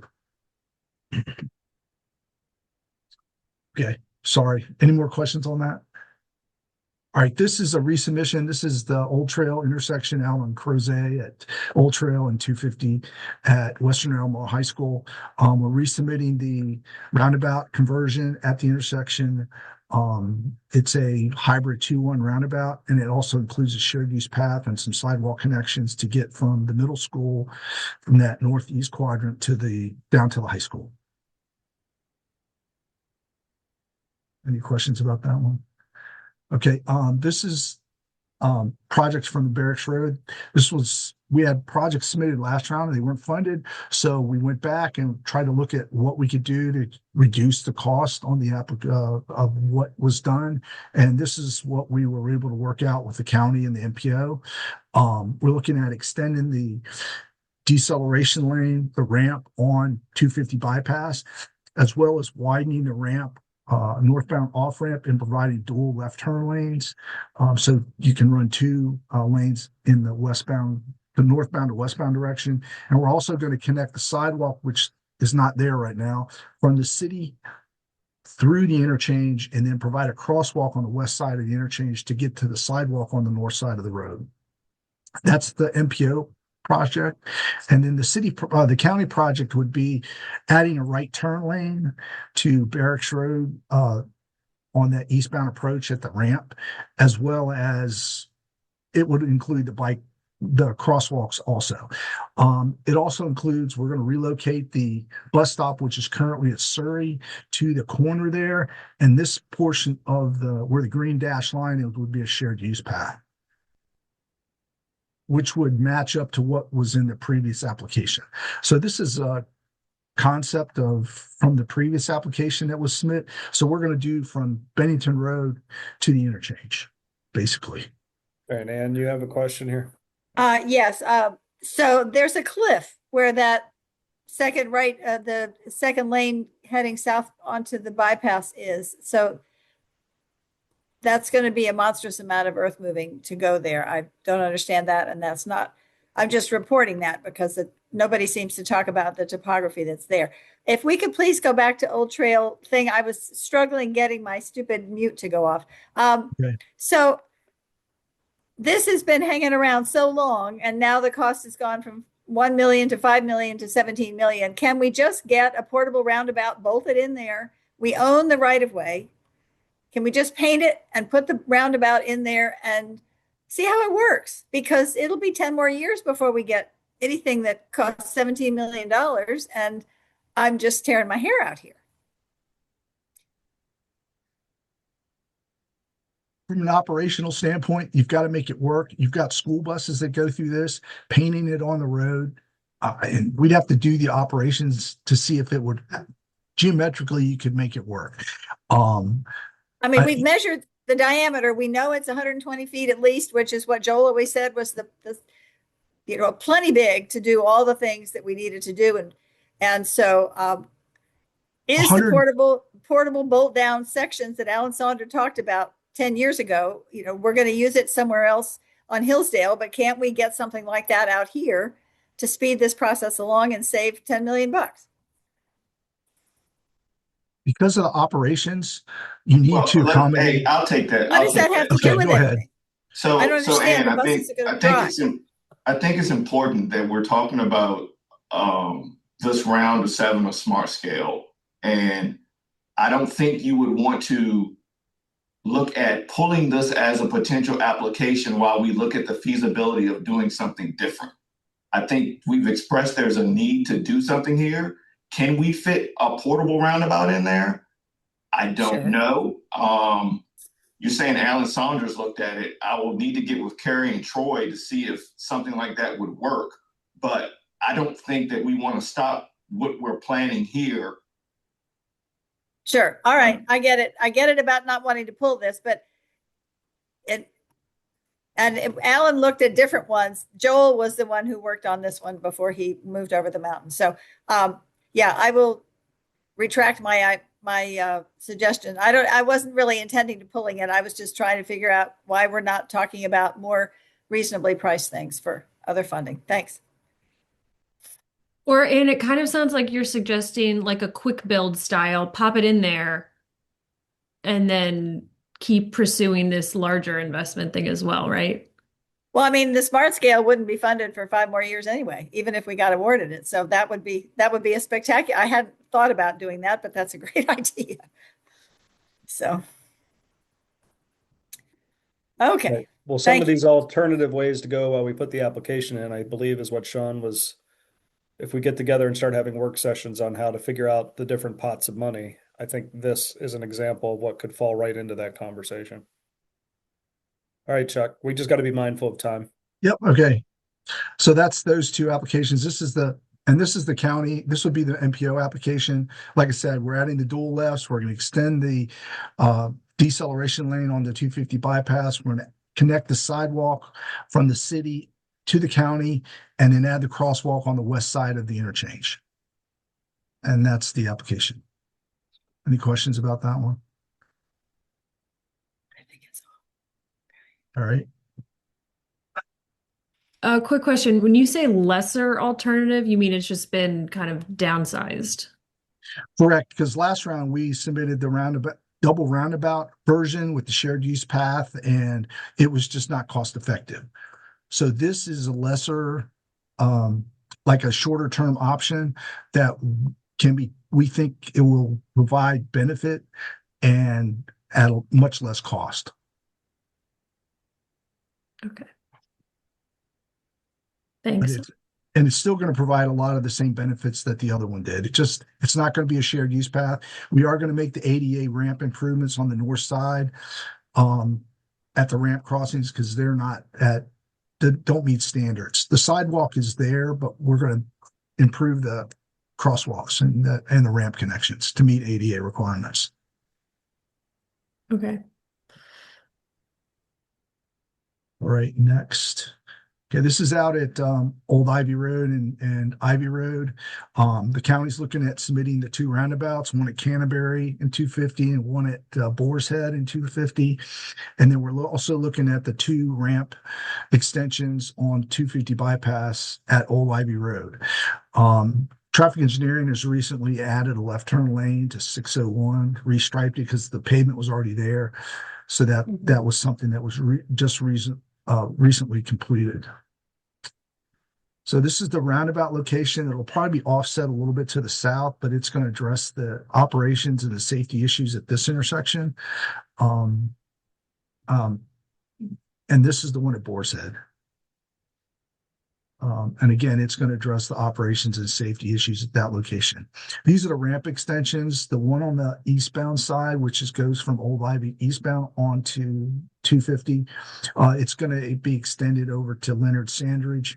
And then the westbound basically is going to be lengthened to accommodate the queuing that's currently backing out onto 250 at that location.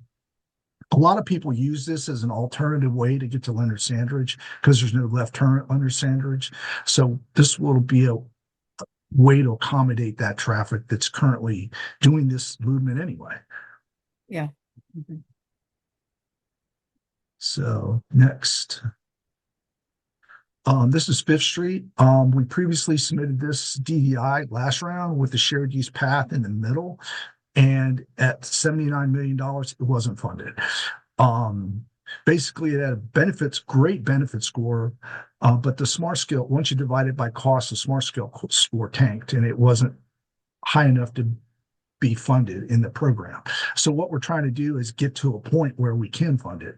So basically, it would have had to cost $42 million to be funded last round to get a benefit score high enough to be funded. So what we're trying to do is figure out a way to cut that much money out of the project so we can get it funded.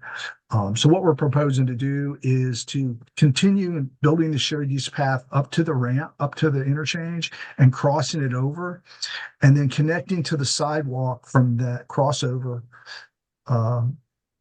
to the sidewalk that's on the existing bridge, and then connecting the sidewalk on the south side from there to the sidewalk that's in this already existing in the county. The dotted lines on here are proposed options for Somebody else. shared use path that can be built by others. Either the Azalea Park Trail to the west, the Biscuit Run Trail to the south, or even possibly a parallel bike pedestrian bridge next to the bridge are all options that could be considered. So that's pretty much the next one. Any comments about that one? Anne? My comment was about the roundabouts at Bel Air. I'll save it till later. Thank you. I'll just hold off. We can go back if you want, but it's up to you.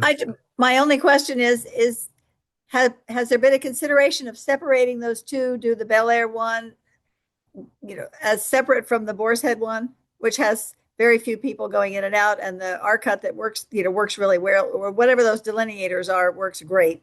So that's another solution if we need to get something that's of the right funding size. They're going to be submitted separately, so it's not a combination. There are going to be individual applications. Good, thank you. You're welcome. But that being said, roundabouts work best when they're in a system of roundabouts. So hopefully we get. Correct. I mean, part of that, when we did the study, part of that was once you put the roundabouts there, you can close the median between the two roundabouts because they operate to accommodate the U-turn movement. So that was, once it's fully built out, it makes the operations better for that corridor because you don't have that conflict with people coming in and out of those commercial areas on the north side to go eastbound into the city. They're not crossing the traffic stream. They would just make a right in, right out, and then go to the roundabout and turn around to go the other direction.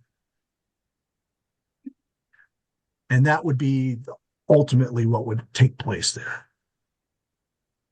Does that make sense, Natalie? Mm-hmm. Okay. Okay, now 118. This has a history.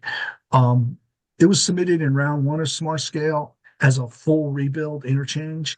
And this is the full rebuild interchange. This is a divergent diamond, but instead of being the traditional like you're used to seeing, these instead of having intersections at the crossovers, those would be grade separated. So it would be free flow for all these movements. There wouldn't be any stoplights. This was originally submitted in round one, and it was like the third lowest scoring project in the state. So what we did was we took this and broke it down into pieces and basically submitted the pieces as separate applications. This is one of the applications that was submitted for Smart Scale. It wasn't funded in Smart Scale, but it was funded with HSIP funding. But it's still an issue. It was identified as a short-term need in the study that the traffic engineering did for the HSIP application. So we're seeing the ramifications of that short-term solution. We're seeing the backups on 29 southbound. So what we want to do is try to figure out how can we solve this problem a little bit more efficiently. So this was one of the other options that was done, submitted and funded in Smart Scale. This was, there's a significant weave between 64 and Fontaine Avenue. And this was to address that weave issue by adding a choice lane and pulling the ramp back so that you could have 2 lanes turning off of 29 instead of just one in the northbound direction. So it helped address that weave issue coming off of 64 northbound. And this was the original application that was submitted for the divergent diamond at Fontaine Avenue. And it didn't do very well when it was initially submitted, so we resubmitted it. But it also included a left turn, removing of that left turn movement off of the other at 64, which was the third piece of the problem that we identified from the initial analysis of the interchange at 64. So this was what was funded, and then it was supplementally redesigned to what we're seeing today as the funded project. But this is what was funded in Smart Scale. That being said, basically we took $140 million project and we funded all those projects for $16 million. And that's just some of the process we have to go through to what we ultimately wanted to how we solved the problems overall. And like I said, we're going to have to go back and look at the other southbound movement again, but I think we're going to come up with a lower cost solution than rebuilding the interchange.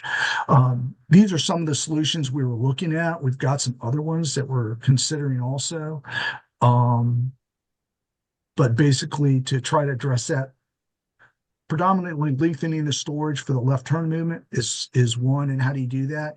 You can have them go through and U-turn, lengthen it a little bit to have them just provide a little bit more storage space. And then the other one was to flip the loop ramp from the southeast side to the southwest side. That one has some additional problems, and we're not sure if FHWA would even support it. So, and it does have a weave issue on the southbound side of 29 between the 2 loop ramps. So we're not really that keen on that solution as a preferred solution. So more to come on this one. We're still going through that development process. We'll be meeting with stakeholders working group in January to flesh out and review the public feedback and come back to you in February, possibly with another solution for that. So here are the list of the projects for the MPO that they're eligible to submit, the 5 locations. And I think that's pretty much it that we have. Sean, do you have any more comments you want to say? No, you can just go back to one slide. All right. Yeah, I mean, I think these are the eligible MPO applications, right? But we also realize there are supplemental applications that the county and the city are also looking at putting in, which went on, was a part of this presentation too. So collectively us getting on the same page of what the overall vision is for this round 7 of Smart Scale and even other potential funding sources. Like, Ann, you were talking about the roundabout. Well, maybe it's not Albemarle County submission for Smart Scale, but we need to have a discussion on what other funding source it could be to maybe move up an improvement there soon. So I think this is just the start of a conversation, a bigger conversation of what we are trying to do collectively as a region with transportation projects. All right, Great. and staff, you had this one marked as an action item. Do you want us to vote on these 7 or on these locations for the MPO? Yes. So today we're looking for a recommendation for staff to submit these applications and which you would prioritize as the top 4 for consideration, being that we have 5 application slots for pre-applications, but only 4 full application slots. And they do that just in case one project may screen out for eligibility purposes or readiness purposes. And so there's one project on this list that we would have to designate as the 5th slot, if that makes sense, the one that we'd be willing to pull. I also wanted to include or just add a little bit about MPO Tech Committee's feedback for these projects. They've had really extensive conversation in their last 2 meetings about these, and they had a couple concerns and outstanding questions, even though they did provide a recommendation for us to keep working with VDOT for these locations. Specifically, a little bit of the feedback that they had for 5th Street, the DDI and the shared use path, they had questions about what the width of the sidewalk could be. And the correspondence that we've had, is that some of those really detailed questions, we aren't going to get answered until way down the line because of how the processes work, how long it takes to develop all of these concepts and the detail that's required by the time we get to full application. So they did give us or provide you all with a recommendation to proceed with these locations, but with that consideration that we're going to come back to you all with whatever the final concepts end up being before final application submission. Is there anybody that objects to the current order that we need to have a discussion about changing the order? If somebody could put that slide back up, please. Are these prioritized? So number 1 is our priority? Because I would suggest reversing it if that's the case, because the 5, 4, 3, 2, 1, as far as the doability and the major congestion improvements that they would provide. So anyway, I may not have understood the question. I would call this out, and maybe Sean could help, but when I look at them, I'm just identifying locations. It doesn't matter for Smart Scale whether I think it's the top priority or the 3rd priority. They all score independently and compete against one another. Sandy, I thought we were asked to choose one that would be the also ran, just in case. Could you put the projects back up on the screen really quick, Sandy?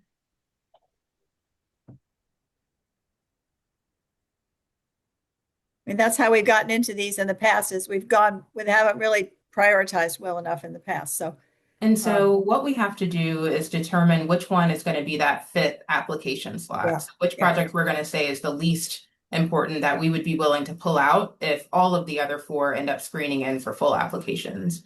And so a couple things to consider is for the 2 ramp extensions for Ivy Road. One of those has more significant operations issues out of the 2. And so staff would recommend that the on-ramp extension be that 5th application slot, the one that we pull if all of the other 4 were to screen in. and that's the one that actually was supposed to be built by the development that's right there in the corner. That's what we were told they were going to do, but I don't know what was written down. So number 3 is the one you're saying that you think should not be on the highest priority list? That's what staff would recommend, correct? Huh. I don't know how you pull one of the other 4 in. Can I ask a question It's about gonna be number 2 or number 3 compared to number 1, 4, and 5. Can I ask a question about the 118 project? So on there are several slides about it, and then there was different alternatives on the last slide. What are we actually discussing right now? Are we discussing that we're going to keep designing it and we'll come back later with a preferred option? So yeah, I mean, at this point, the MPO needs to stage up applications, right? It's like a pre-application to to essentially state, hey, we're interested in a project of this nature at this location. We've got a long lot of runway in front of us to get through the details. I mean, as Chuck just mentioned, I mean, we've got the one in there in the city. We've still got to go through public comments, the second round of public comments again in January. We've got a whole lot of work to do still at the 118. So there's a whole lot of work still left ahead, but we just want to get an idea that these are the projects that we're going to focus our efforts on. And we're not going to come back in 6 months and say, oh, by the way, we think we need to look at exit 120 again. So this is for us to define where we're going to spend our effort and time in helping further along these applications. And then all of the other things we just went over that aren't on this list are not smart scale applications, or they're ones we're not going to submit at this time? They're not MPO applications. Got it. I see. That's the potential applicant blank of it all. That's where this whole big picture comes into play, how MPO applications and county and city applications work together and how we can be competing against each other if we're not smart. Got it. And so for the 4.5 that we get to submit from MPO, that's not taking spots away from the county and the city. No. Even though we're part of the region. Okay. Thank you. Just some process.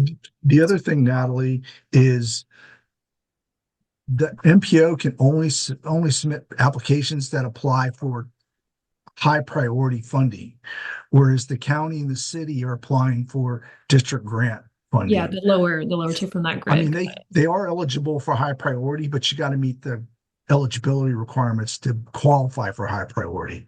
So, and as I said, these would you wouldn't be necessarily competing against these projects with your county app or city applications.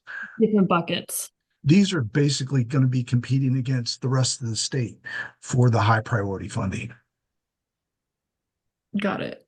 And the other thing I wanted to say was you can actually put together 5 applications initially, and then when you get to August, when you're submitting the applications in end of July, you can only submit 4. So it doesn't mean we can't move these 5 forward and then decide. I just like to, if we can decide early, it's better because we don't have to spend resources to develop applications. But just that's an option too. Got it. Thank you. All right, so we have 5. My opinion is number 2 and number 3, these off or on-ramp extensions would be the higher ones that could find other funding sources as well. Whereas like number 4 especially, and number 1, we've already know that we've gone through a round where they're high cost. So I think you have to make number 2 or number 3 that 5th application. So I'm fine with it being number 3. That seems to be the westbound off ramp seems to be a higher concern than the eastbound Yes. on ramp. Yes, absolutely. It was backed up almost to Barracks Road the other day, so it's absolutely important. Thank you. With the acknowledgement that at some point it doesn't solve the problem. Well, Natalie, none of these really solve the problem. Exactly. And it's the difference between a small city footprint and 750 square miles. So, that's always the difference. Yeah, I mean, it's a housing and proximity issue, and these are the Band-Aids, but that's the real issue. All right, so I need a motion to accept the round 7 eligible MPO application locations, with number 3 being the 5th option. Let's call it that. So moved. Is there a second? Second. All right, motion made by Ms. Malik, seconded by Ms. Oshrin. And if everybody could unmute of the voters, and all in favor, please say aye. Aye. Aye. All right, thank you. Thank you, Chuck. Thank you, Sandy. If I may ask one other question, if someone could please send a link to the VTrans most recent thing, that would be very helpful for us to look at. It's just finding it is the hard part. Thank you.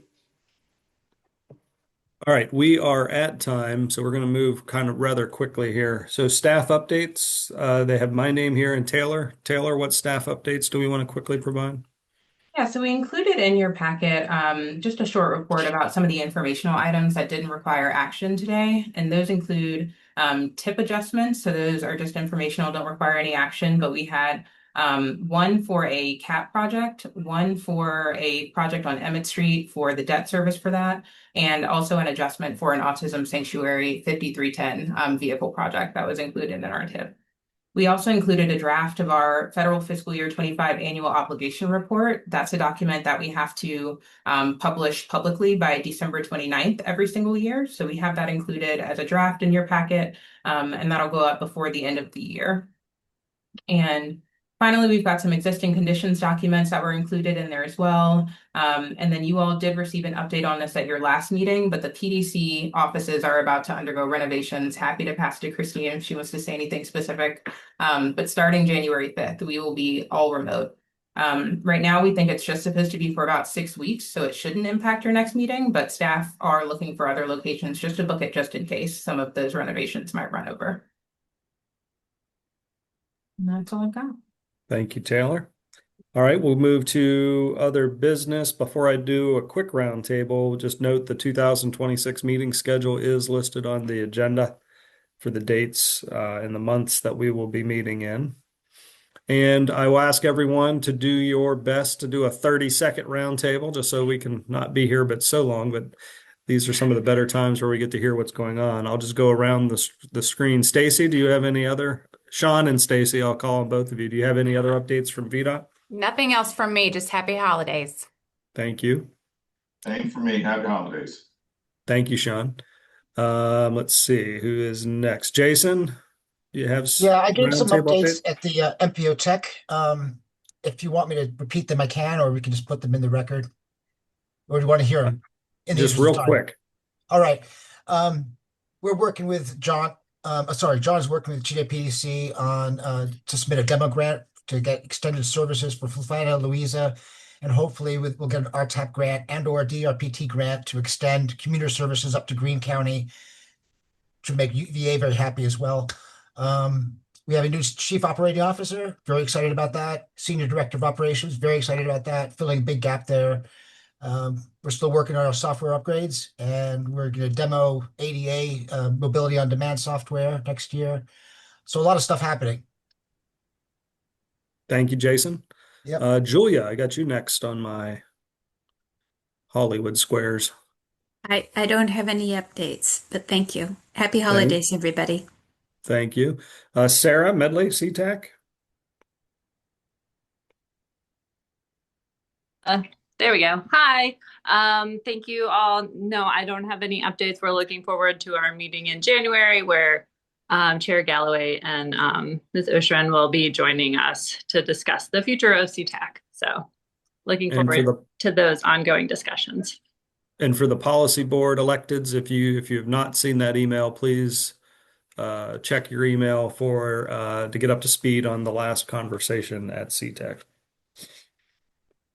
All right, and let's see, Sarah, Brian, Peter, Julia, Mitch, do you have additional updates? Nothing too new, just our grant season has started. So if you're working on an application, be sure to get it in by February 1st. Thank you, sir. And Ben over at the city? Yeah, sure. Two quick updates. We'll be kicking off our Rose Hill Drive corridor repaving planning project in January.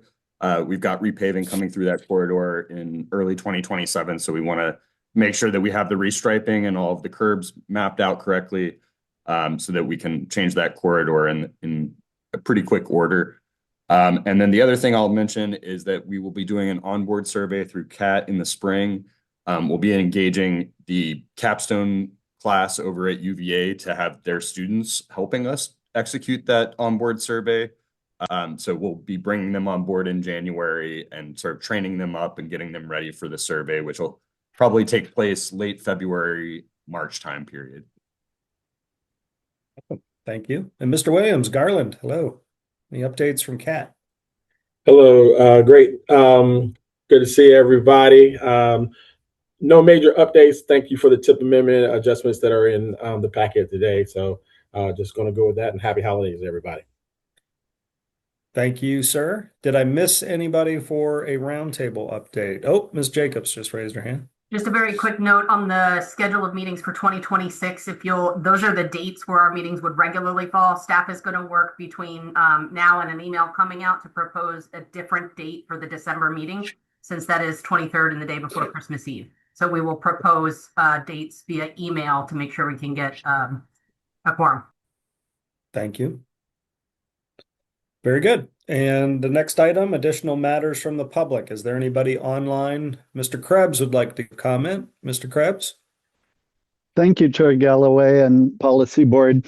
I just wanted to take a really quick moment to thank Brian for his service, not only on the Policy Board, but in so many different ways. And this is just about his last meeting, maybe not his final public meeting. And I'm sure he'll be serving in some other capacity and be very present in the community. I wanted to just also mention that because memories are pretty short, Brian and his analytical, low-key personality, he's a very drama-free guy, was right on time for the city when he started serving. And we've come a long way while you've been serving, Brian. So thank you for your work. And I look forward to, and I'm sure everybody else does, look forward to working with you in other ways in the future. Thank you very much, Peter. That was incredibly kind. Thank you. Is there And I've enjoyed working with all of y'all. Y'all are lovely people. Is there anyone else online who wishes to give public comment? All right, thank you. That was very timely and very nice of Peter. So I think that your fellow policy board members would echo the sentiments that Peter stated. It's always interesting when we have switchovers, whether you're actually leaving your board totally or just the board that you might be representing, to see what changeover happens. So hope you will be available to help all of us remain in an advisory way to help us do better at this job that you're doing. But been a pleasure serving with you on this policy board. Thank you, Brian. You as well. Y'all take care. All right. If there are no other items, then I would like to wish everybody happy holidays and a happy new year. And I hope everybody remains safe and warm and enjoys time with your families. So we will, if there's no objection, we will adjourn to our next meeting, which will be February 25th, 2026. Thank you very much. Thank you, Chair, for running a beautiful meeting. Thank you, everybody. Good night, everyone. Happy holidays. Thanks, everyone. Happy holidays. Yeah.